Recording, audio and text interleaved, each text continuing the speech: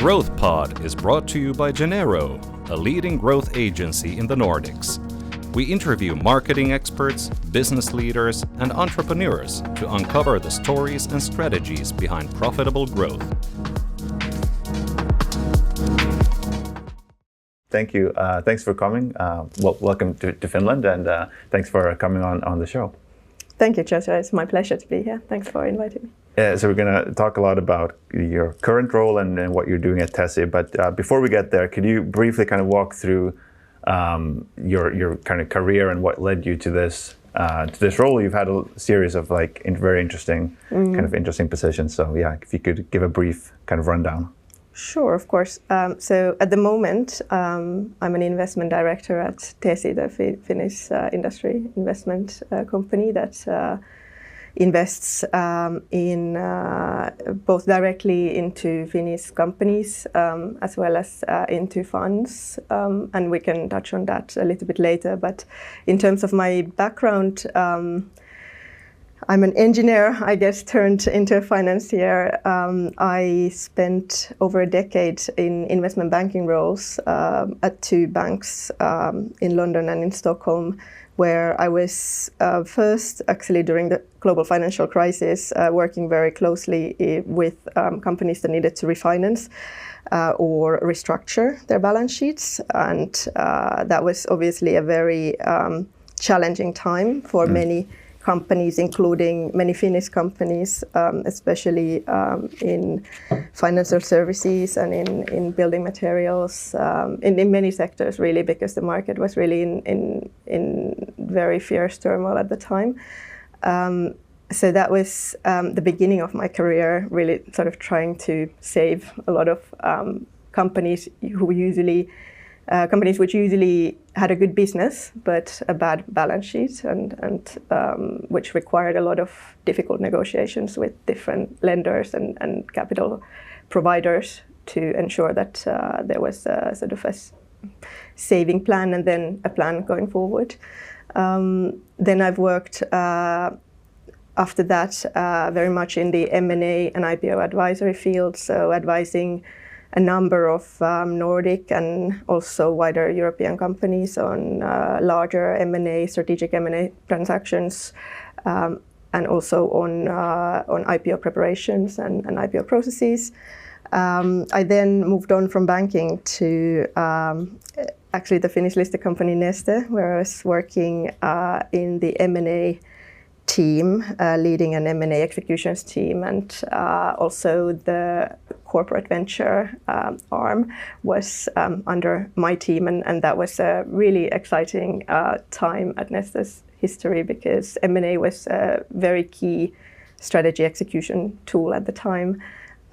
So a great experience, and I really just got the hunger, I guess, to go even deeper into the earlier stages and helping companies really in that scale up and growth stage. And when I was asked to join IQM, I could not say no to that opportunity. And so I joined them as their first CFO, responsible together, obviously, with the whole company on the fundraising activities around the time, and also on scaling the business and growing for a few years. And Tesi obviously became very familiar to me during those years as well.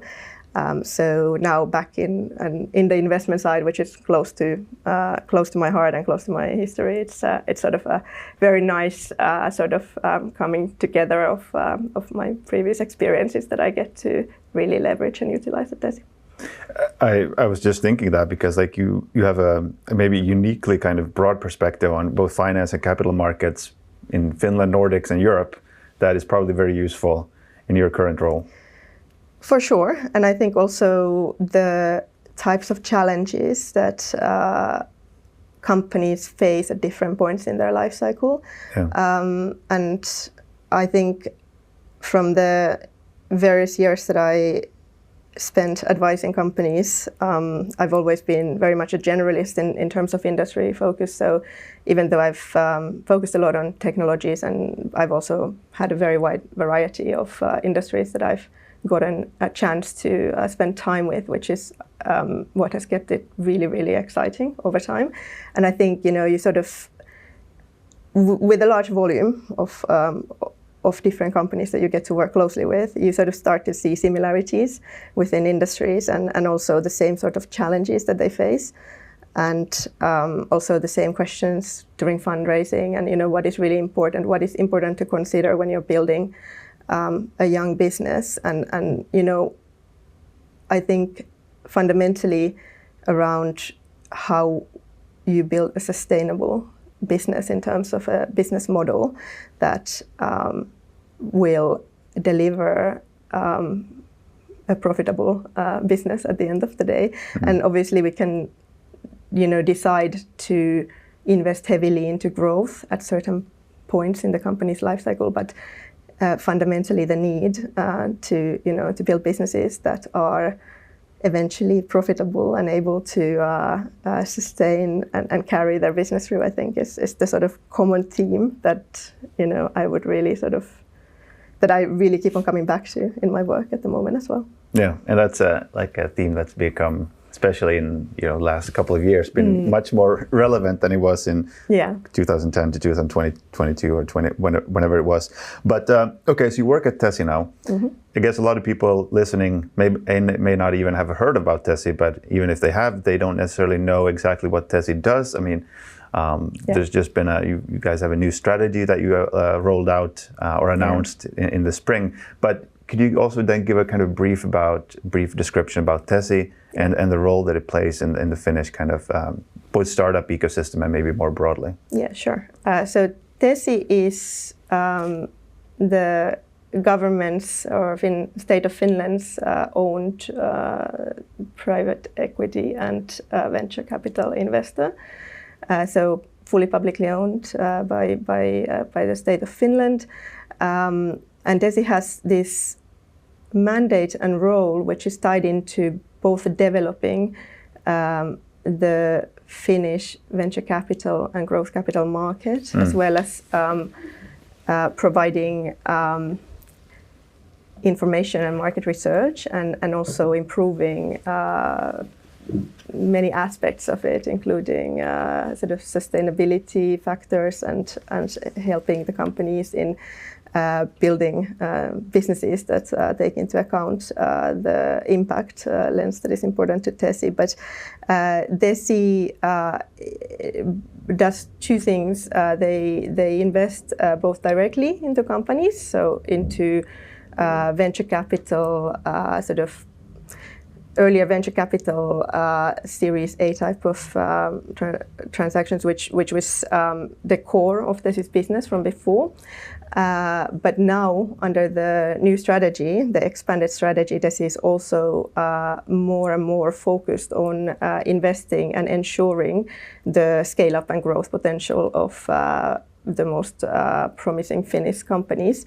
So that means Tesi is able to make direct investments almost throughout the whole life cycle of the company. Obviously, sort of some of the very early parts, sort of before Series A, their Tesi is maybe a little bit more sort of selective. But then throughout the life cycle, Tesi is able to support the best companies and ensure that capital is available, also in the right amount, which I think has been an issue for some companies before, and that way support these companies through the sort of the growth stage, and also within that field the internationalization stage of these companies. Tesi also participates on investments into funds. So Tesi has been very prominent in developing the venture capital industry in Finland through investing into the Finnish venture capital funds that that have started their operations over here, and there are also selective fund of funds investments that Tesi is managing on behalf of Finnish institutions. So it's a very wide range of investment activities, and then in addition to that, as I mentioned before, there's the market research, so bringing and distilling information about the Finnish venture capital and growth capital market, and sharing that with the universe and or with the environment, and that is in short what Tesi does. I think also good to highlight that Tesi has been around since 1995, so it's the 30th anniversary of Tesi this year. Okay, that's really interesting. Is this a unique thing on a maybe European level, that there's a publicly owned, government-owned, state-owned investing arm in PE and VC, or? It's not unique. There are others. We have many similar organizations in other countries, and Tesi has a long history, which is great, and has been very instrumental in really sort of building and kickstarting the Finnish venture capital industry in general. But you have examples in other countries as well. For example, in France, you have BPI France, and they are very actively involved and have been very actively involved in building the market over there. Similarly to Tesi here, and you have similar examples across Europe. The activities differ somewhat, so every country has their own specialities and requirements, and I think many of these similar organizations are sort of obviously tailored to fit the local markets. But here in Finland, Tesi really has been instrumental in filling the market gaps in financing and ensuring that there is capital available also from local sources for companies that have started their operations here, so that we're not only dependent on international financing sources, because that obviously exposes us to changes in market, changes in geopolitical situation, and also to potentially these companies that could otherwise or would otherwise remain in Finland being sold elsewhere. So Tesi has certain principles of operation, and one of the important objective of their operation really is to ensure that there is enough local Finnish capital available as well to enable and fuel the growth and success of Finnish startup and growth ecosystem. Yeah, the capital or maybe lack of capital, I think, is interesting with, and that's like you mentioned, a big thing that you're trying to do. When you look at, for instance, Sweden, and you think about the private equity ecosystem there, feels like it's 10 times bigger than Finland. And obviously they're using lots of international capital and they got these really big funds. But why is there such a lack of capital, both maybe like domestic, but also like we don't seem to have the capability to attract foreign investments?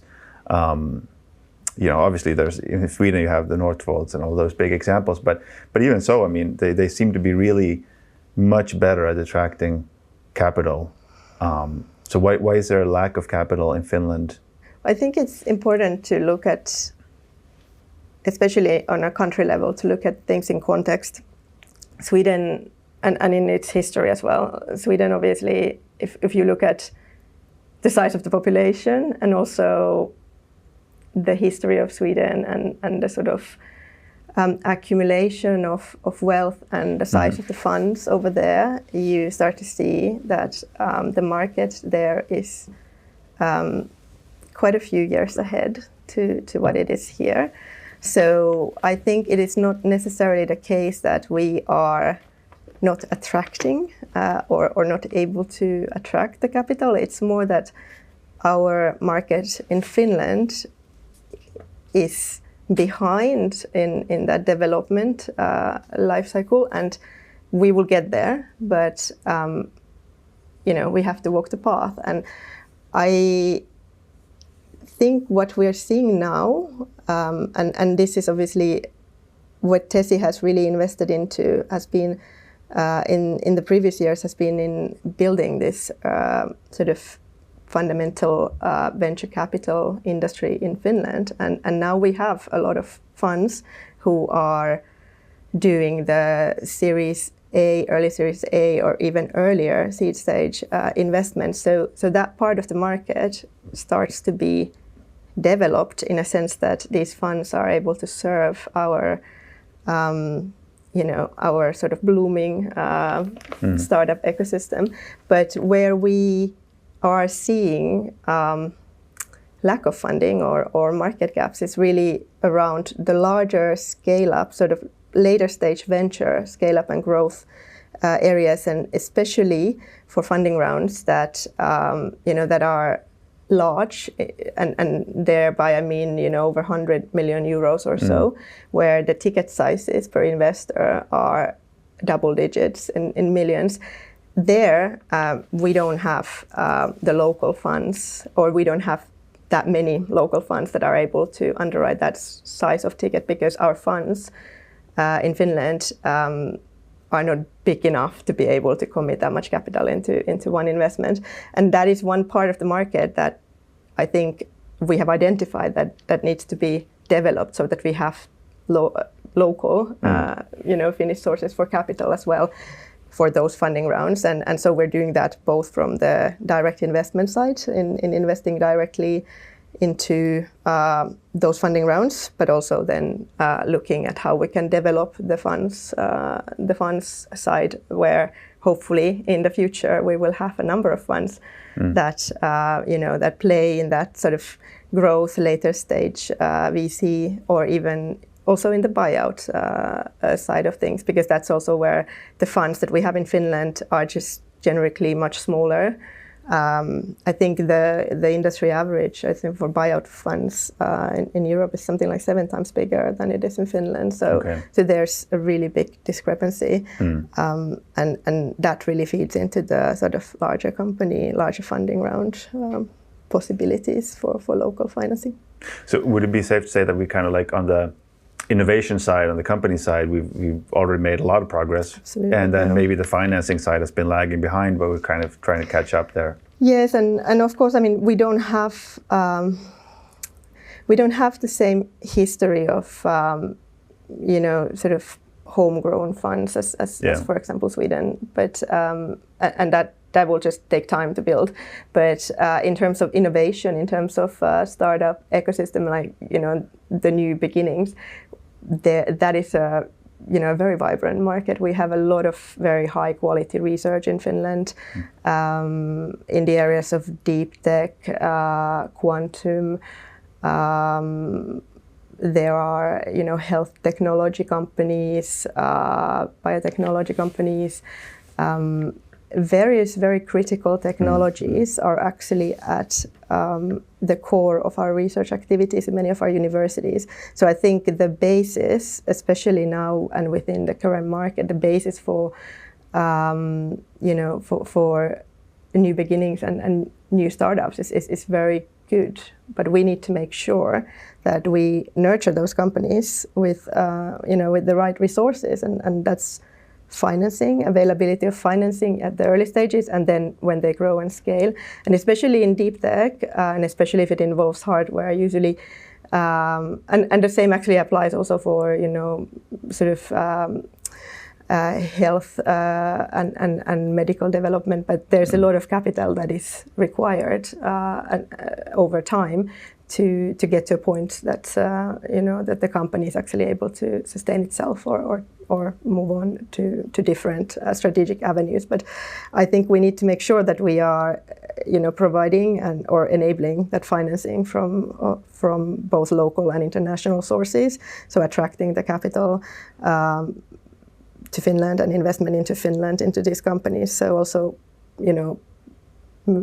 bringing these companies to the international arena in many ways, and then also that we have the resources in terms of the brains and the employees and the best employees to work and help these companies grow. So I think it's a sort of a multifaceted problem that we have to solve, and I know that there's a lot of work that's being done on all of those aspects.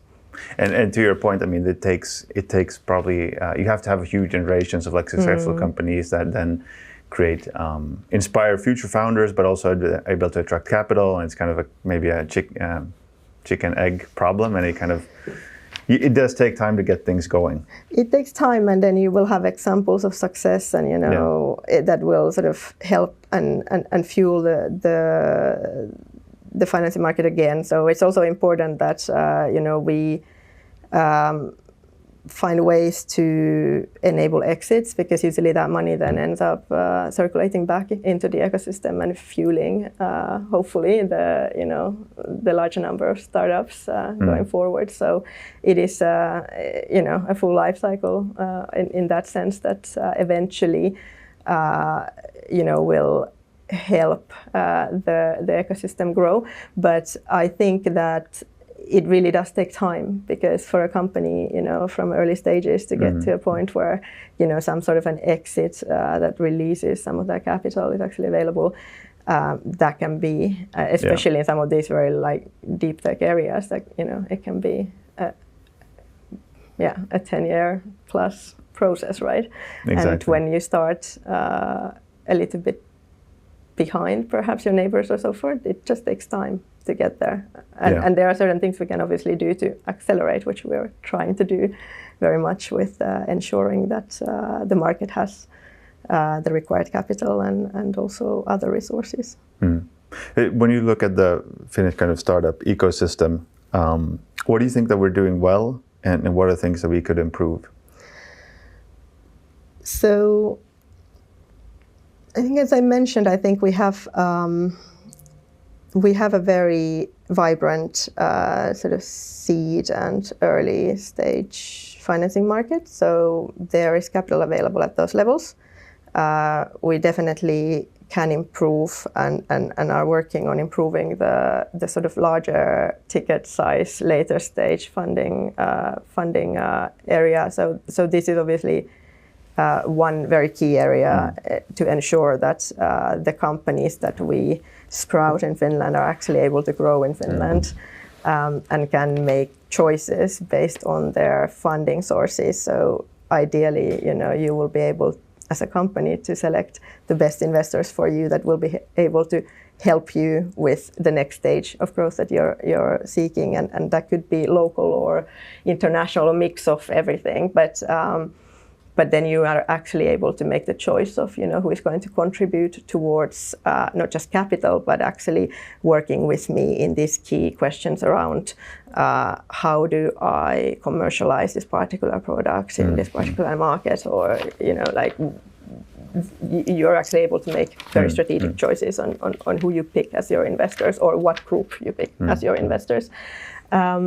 What else we could improve, I think, is still around making Finland attractive and accessible to international talent.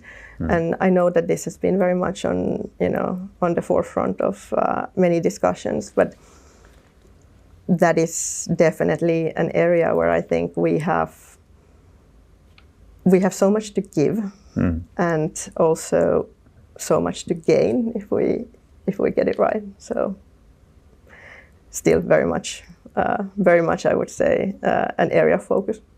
Yeah, and that's something that we don't maybe realize how. I mean, we have a good reputation, I find, but Finland is still seen as a very. I mean, we're not comparable to Sweden in the eyes of most foreigners. There was someone who mentioned an example of like when they shut down with Brexit, when they shut down the EU offices in London, they told the workers, where do you want to relocate to? So they, based on their answers, they could rank like the attractiveness of the different capital cities. And Finland was, I think, on the same level as Bucharest. And when we think of Finland, we don't think of ourselves as being comparable to Romania. But I think there's we probably have a lot of work to do when it comes to. We have the good foundation, but I feel like there's a branding problem maybe. And there's a lot of good work being done, of course, but. Yeah. What's your kind of perspective? I mean, you probably talk to a lot of international talent and entrepreneurs, and I do, and I think I should. Well, I mean, if that was that sort of if that sort of a poll was done, I guess during the time of Brexit, that's already, When was that? it's probably like 5. Time flies. Yeah, time flies. Quite a few years ago. Yeah. Probably more than that. Do you feel like it's changed already in that short period of time? I think it probably has changed. I spend a lot of time in the UK and sort of obviously follow the local press a lot. And I think, I mean, for 8 years in a row now, Finland has been, at the forefront of many newspapers with being the happiest country in the world. Yeah. I think this is the research or study done by Oxford University that ranks countries by or into a global happiness index. And so Finland is very much known for being the happiest country in the world for 8 years in a row now. I think we should really capitalize on that and really like brand around that, because that's a huge opportunity. And I think the reasons behind why we score so highly perhaps are the areas that I think we should really, look into and own and bring to surface and be proud about, because I think if I recall correctly, the key aspects are around clean nature and opportunity and equality and safety as well. And, for example, to start companies here and to be able to grow your company, the infrastructure and ecosystem is actually very, very good for that. And you can, rest assured that you can do that, and you have the welfare system behind you, which is another factor that was very highly sort of scored to this poll by Oxford University, and that enables you to really have choices. If you want to become an entrepreneur and start a company and grow that, you can do that and take such calculated risks, and you have the ecosystem behind you. So I think, bringing those opportunities perhaps more vocally into the forefront would probably help a lot. Yeah. And like you said, I mean, there's a lot of great infrastructure that exists for starting business specifically. I mean, just the high rate of digitalization. My experience, and whenever you deal with government compared to other countries, I mean, in Finland, it's a very smooth process. I mean, the amount of paperwork is significantly less, and it's easy, and you can trust it, and there's rule of law, and there's stability, and so there's all those things that would make a sense also from a company building perspective. Absolutely, and everything, like, I think we take it for granted a lot of times, but like everything, both business and personal, it's online, digital. Yeah, exactly. You have the audit trail, and you can, quite efficiently make changes or do what you need to do through the sort of digital platforms. So it's, plus also there are a lot of, financial resources and other support available as well. So I think it's really a very attractive place where one could start a business. And that, every country has their own resources in many ways, but I think comparatively what I've seen internationally, I think Finland does score very high. Yeah. Okay, so one thing that we need to do more of is you need to get Finns to start companies, we need to get people to move to Finland and start companies. Once they've started companies, they obviously need to expand outside of Finland because we're a very small market. And you mentioned kind of internationalization and that being like a part of what Tesi is trying to promote or enable. What do you think maybe some of the main blockers are, whether it's financing or something else, that kind of limit our companies, startups, scale-ups, and their ability to succeed abroad? This is like a question that I personally think about, because I see so many Finnish companies that are like market leaders in what they do. I'm not talking about the big ones, I'm talking about small SMBs who are like really, really good at what they do. And it feels like if this was an American company, there would be like, obviously the internal market is much bigger, but like they would be so much bigger. So what's your thought on that kind of limitations for international success? Well, I think you really sort of need to be careful when you compare, especially sort of Finnish companies to American companies because the market, the language, uniform language and sort of general openness of the market in the US, it's a very different market to Europe. If we think about even sort of Finnish companies scaling into different countries in Europe, you face a new business environment with new legal requirements, reporting requirements. Every country has their own requirements in many ways. So scaling is so much more work in many ways within Europe. But that said, I think that, and I'm seeing this a lot, but there is a lot of ambition to grow and scale and internationalize for a lot of our companies. And I think what we need to make sure that we provide is the skills to do that and at the right time. So sort of ensuring that our companies that have a lot of international potential have access to not only the capital, but also the right types of experienced advisors or networks that will sort of help them along the journey, so that they can hopefully make it a bit smoother and more efficient. And that, I think, is another important factor when we think about what we need to do here in Finland. Is also to ensure that we really have a strong network, both internally and externally, to the type of talent that is needed, that's specific for that particular industry that the company is scaling in. Many of our strengths in Finland and many of the companies over here, come from very, very specialized technology niches in many ways that are at the forefront of science and technology and engineering. So the experience and skill sets needed are very specific, very sought after, and certainly there's a lot of international competition for those skills. So I think we need to make sure that we recognize that and make sure that we actually actively compete also in attracting the right skills to Finland to help these companies grow. But I do think that at least from my own experience, speaking to a lot of startups, that the ambition is definitely there. It's not a question of that. It is just, let's take away the roadblocks and ensure that the skills and support needed is there. Yeah.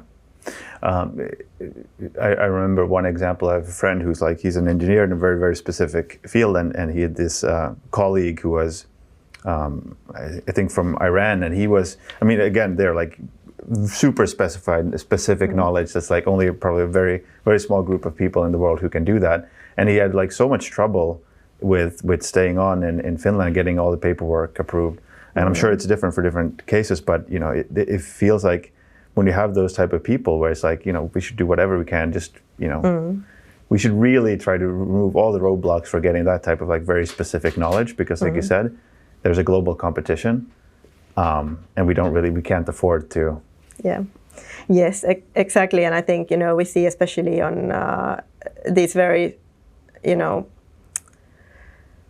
very high-tech, emerging technology areas that there are very few universities that train, the top talent in one specific area that is at the forefront of these emerging technologies that we're looking to build.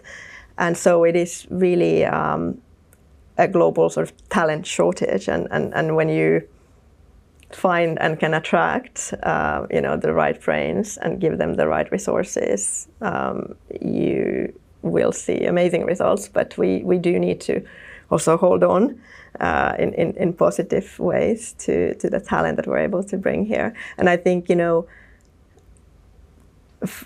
Finland may not be the most, let's say, Finland may not be the location that talent comes to for the the weather or so forth, but there are so many positive aspects about settling down in Finland and bring your family here. And I have heard this time and again, how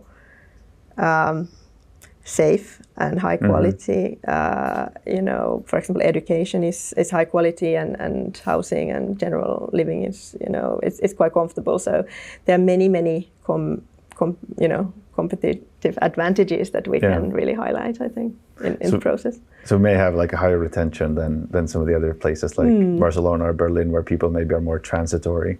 I don't know. I haven't done the but it would make sense for the reasons you mentioned. Yeah, but also obviously the language is one of the key aspects as well. Yeah. And I think Finland is very much nowadays everything is also available in English, and this is really important that we also ensure that services.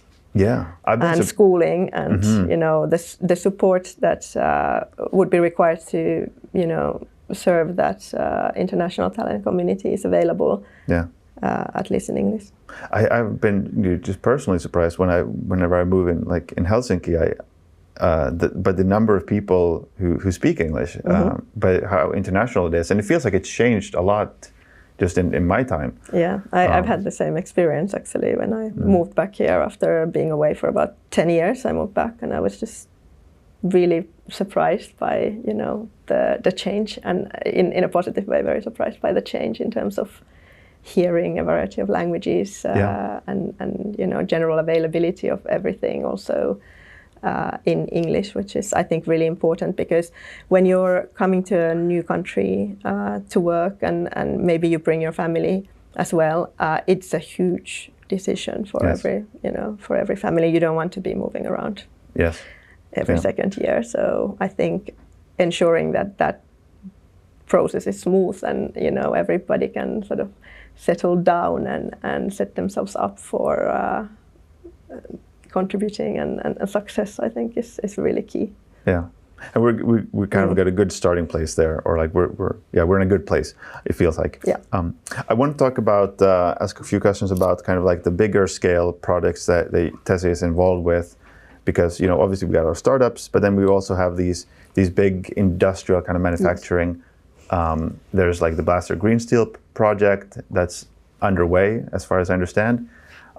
There's talks of building this aluminum factory, I guess the first one in Europe, or like the only one in Europe, in the Tesi, I believe, is involved with another project as well. So kind of how does that fit in with the mandate, and how is there like a unique opportunity in Finland for these types of projects? We're not maybe going to be the best in the world at B2B SaaS, but maybe we can build like these new types of industrial manufacturing, or sure. I mean, I think it's not.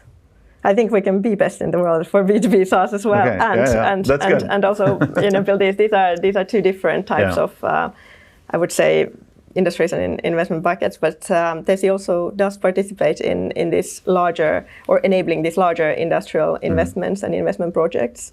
Where Blaster Green Steel is, for example, one of the examples that Tesi has published interest to be involved in. So these are usually large multi-billion euro investments into projects that last over a year or many years to develop, and generally. We have, seen that there are many benefits in Finland that bring these types of investments into Finland, and we just need to make sure that, again, we have the right consortia and resources to enable them. So we're also contributing to that. But for example, one of the very key benefits is the fact that in Finland you have comparatively very attractive electricity prices or energy prices, especially around green energy. So and the availability of space and sites at attractive locations is also a key factor. So we can really attract that sort of investment. And for example, with Blaster Green Steel, this is an investment project where we will be contributing to very low CO2 production of steel, and the energy environment or the energy market and infrastructure market here is really supporting that. So Tesi is very much involved in enabling such investments into Finland, which will obviously create opportunities and jobs going forward.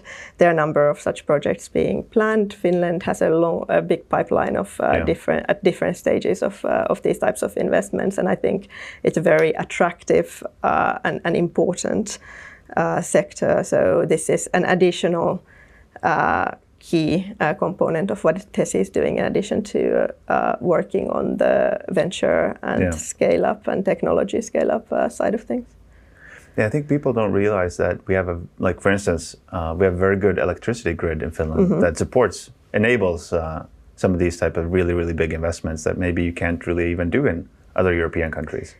Yes, both the security of supply and also the pricing, which is in European level very attractive. So this ticks a lot of boxes for these types of investment decisions. What do you think about the broad question? But when we think about startups, maybe I'm thinking just job creation. Is it going to be kind of enough? Or do we need these types of big, because obviously Finnish economy, like going back, has been like these big factories in paper mills and stuff like that. And do we need these big, large-scale industrial projects in order to create enough jobs? Or what do you think about that piece? Well, I think a healthy economy should not rely only on one type of industry or another. I think we should have a diversified base of industries and, sources for economic wealth in a nation. And that comes from a mixture of high-tech, tech-driven industries, as well as infrastructure investments, and really playing to the strengths of the nation. So really understanding what are our competitive advantages and making sure that we're building an economy that plays from those strengths, because that enables us to remain competitive and to win in the international scale and international markets for hopefully for many years to come. And then you just have to keep on evolving, because the market around you evolves all the time. So that's as true for Finland on the whole as it is for each company that operates here. Yeah, I do feel like we have a competitive advantage from our size, is that we are able to probably move more quickly as a nation than some of these really big countries. Yes, yeah. I think so too. Yeah. Given your kind of background in both investment banking and corporate finance, is there anything that you see typically in the companies that you work with, or kind of get to know, any kind of things that they could do better on that front that would enable faster growth? Any patterns that kind of stand out? Well, I think that in general, already from early stages onwards, I think it's really important that the management teams and founders really think about building a company. So, and with this, I mean having a business model that works, that really takes into account how the cost is covered by the price of the product, and not every company operates in an environment that creates specific products per se, but every company will need to have a sustainable business model from the sort of financial perspective in that sense.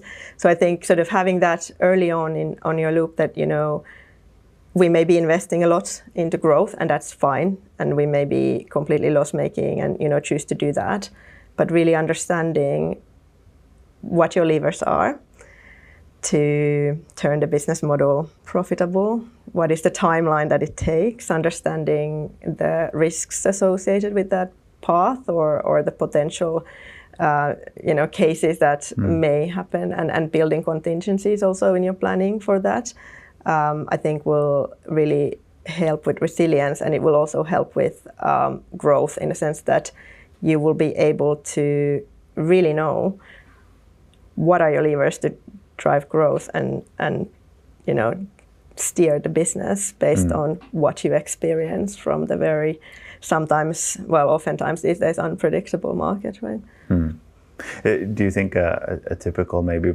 challenge for startups is they start, you'll have a kind of a sales focused person who's out there pitching, trying to bring in customers, recruiting, and then you have maybe a technical person, and you don't necessarily bring in that like finance expertise early on, or early enough? I think the important thing is that these experts work together and understand how each of their area contributes to the overall plan of the company, and that goes to such basic things as having very clear strategy, clearly understood strategic principles, and building the operating steps and execution based on that commonly shared strategy, in which case then you can set pricing based on both your cost structures but also on the competitive factors that you see in the market, and adjust accordingly depending on what you're trying to achieve, but doing that in tandem and understanding exactly how that affects other parts of the business. So I think the sort of coming together, working together, and communicating internally in a clear manner, even when the companies are usually, in markets that move really fast, or in stages of their life cycle that move really fast. So, there are a lot of changing factors all the time. So it is challenging, but it's very important. So having a really sort of close-knit management team that communicates and talks to each other, almost lives in each other's head, I think is really, really, really key when you're in such a highly sort of changing and high growth stage. Yeah, I mean, when you have a team where you have very clear like different capabilities and skill sets, but you can all work very closely together, it's amazing what like a small team can accomplish. Absolutely, yeah. And I think that is really the key benefit of many of the startups and also the Finnish companies, that we can change course very quickly based on information that we receive. So being able to distill what is the data that we need internally to make educated decisions, and then making those decisions fast and executing, that will keep you, moving to the right direction and course correcting along the way. So, nothing is sort of set in stone, and also in terms of strategy, because especially when you're in markets that evolve and develop very fast, and perhaps the markets, especially in some of the deep tech areas, are, the markets themselves are not really there yet. So you have to evolve around what you see happening around you, and that requires being able to see and attract the data that you need, and then make decisions and course correct and ensure that the whole company is working towards those goals. You mentioned growth levers, and one obvious one is, of course, M&A, inorganic growth. Do you think that's typically something that obviously startups are not known to do a lot of M&A, but scale-ups and so on, is that M&A something that we're kind of under-prioritizing, over-prioritizing in Finland? I really have no idea. Is there kind of what's your sense of how we approach M&A in Finland? Well, I think, as you said, a lot of startups, they are not, that is not at the top of their agenda. They generally, are rightfully very busy building the internal capabilities and building the business and sort of building in-house. But then when you have strategic opportunities to really accelerate growth through M&A, I think in those circumstances, it's really important to look at, is somebody doing what I should be doing better, and can we actually acquire something, and do we actually need to acquire the whole company, or can we perhaps, try to find the right teams or so forth. So there are many sort of amalgamations of this, this sort of M&A saga. But I think that, being aware that that is a tool for strategy execution that could enable you to accelerate selectively, acquire certain parts that are very important for your competitive position in certain market, and then thinking of what does it actually mean. So if you're, doing an M&A transaction, there are certain, key parameters that you really need to think about very carefully, and also ensuring that what you're bringing on board, you're able to integrate into your business, and doing the work when you're doing the acquisition. So, focusing really on the right questions and ensuring that this is a value-adding component to your business. So I do think that if the resources are there in terms of financial resources to enable M&A, it can be a very attractive tool to expand to new markets, or acquire strategically important businesses or skill sets into the company. Just given your background, you've probably seen a few acquisitions, and probably seen some ones that have gone well and some that have not gone as well. And I guess the kind of common wisdom is that most deals fail to add value. You can let me know what you think. But what are some of the questions that you need to be asking in any M&A transaction in order to really understand, make sure that this is a value adding and not just something that looks good on paper? Yes, well, I think obviously, and I think that goes without saying, that there needs to be a very clear strategic purpose for that particular transaction, but or acquisition. But when you then go and execute something like this, obviously it depends a little bit on size and sort of many factors around it. But I think the key areas where things can go wrong are around not doing the due diligence not doing the right due diligence, not concentrating on the right questions, not identifying certain risks that you should have identified along in your process of analyzing that acquisition target. The other factor where I think it's good to be very realistic is around the integration planning. Especially if you're acquiring a whole company, the process of integrating those operations and activities into your business requires a lot of planning, a careful consideration, and also the execution phase is really important there. That's where things can go wrong in a value-destroying manner. The cultural integration is really difficult.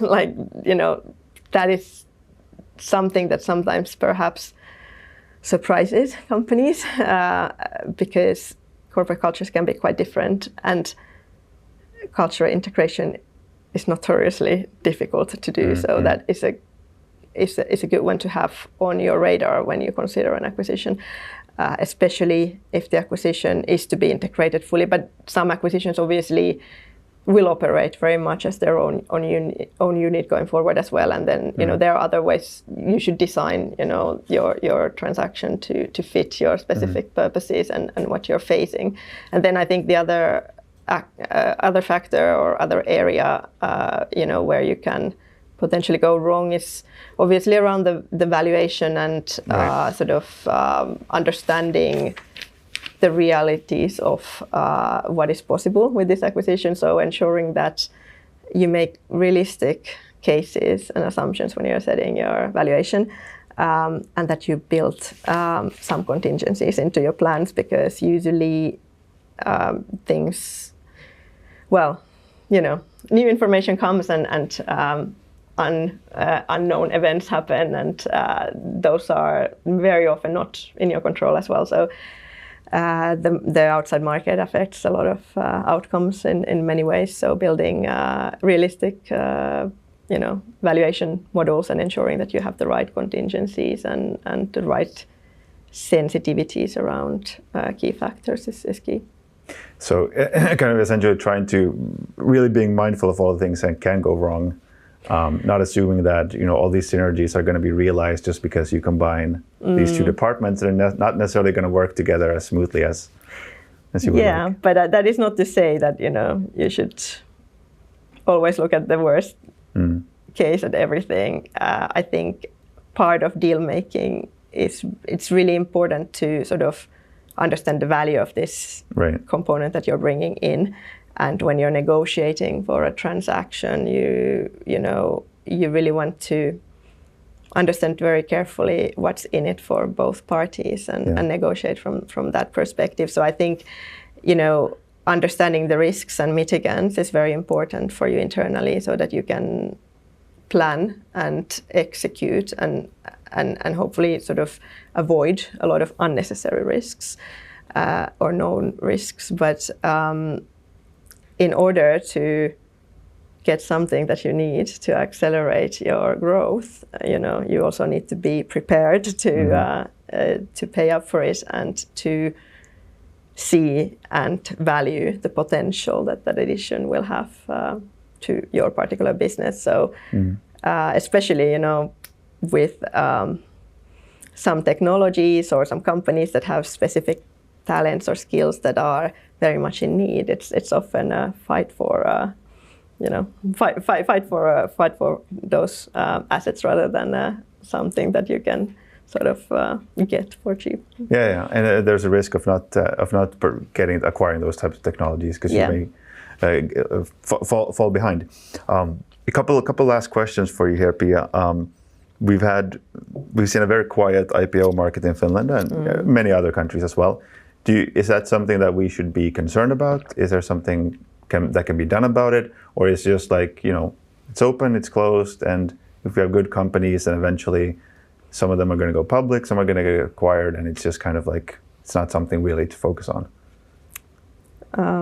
Well, the public market has, in terms of IPOs, obviously had quite a quiet period, and I think it's bound to continue now with the latest, I think, sort of developments. Generally, that market is very sensitive to sort of sentiment and volatility, and at the moment, I think, what really is driving, what really is worrying, I think, a lot of investors as well is just the unknown of what will happen, and that is often visible then in the IPO window being closed or remaining closed, or at least not being, it not being at its most active or attractive valuation part. So I think it's good to be aware that the market, windows are open and closed, and that depends on a lot of factors that we don't directly have any control over. Hence, it makes it, unfortunately, it makes it difficult for the capital to circle in the ecosystem, as we talked about before. So that is certainly, one of the drawbacks of, of the situation. But the market will not stay closed forever. So I think the important thing is that we focus on building companies that are public market ready. If public markets is at sort of, as a target for those companies, there's never any harm about operating at public company ready level, because that generally means having very good internal processes and controls, being, transparent in terms of certain types of information that you share, having your data in order, having the right types of skills within the companies, in the management teams and the board levels, having the right committees in the boards. Like a lot of the factors that are required of public companies in terms of the way that they operate are very beneficial to build over time. And in all of our companies that are growing, because it's generally linked with good governance and good management of companies. So I think that there is a lot of room to build companies ready for that, and then you have the readiness to decide whether listing perhaps is the answer for you, or whether you may be looking at some other type of strategic transaction. It could be M&A or merging or whatever, but having the options requires being ready in many ways. So I think it's part of the good business building and good governance that we prepare companies also for the public market. It would be obviously very good to have more strong Finnish companies in the Finnish stock markets. I think there's space for that. Yeah, I was just thinking, like, obviously for each company they have to make that decision what's best for them, but just from like an outside perspective, I think would be good, and would be kind of cool. I don't know what the right word is, but to have like these startups that then become like these independent standalone public companies. Absolutely. Like we have the most valuable company in Sweden by far is Spotify, and they were I mean they're a startup, and they're now massively successful and very sustainable business model apparently, and all that. So I think that's kind of cool to see. Absolutely. I think that is certainly something that we should aspire towards in terms of developing a very vibrant and healthy public market, and ensuring that we're ready to tap into it when the time is right. While doing that, I think also making sure that we are building companies that are sustainable over a long time, because once you're in that public market, in that public eye, there are obviously reporting requirements, but you're also expected to have certain maturity of business and certain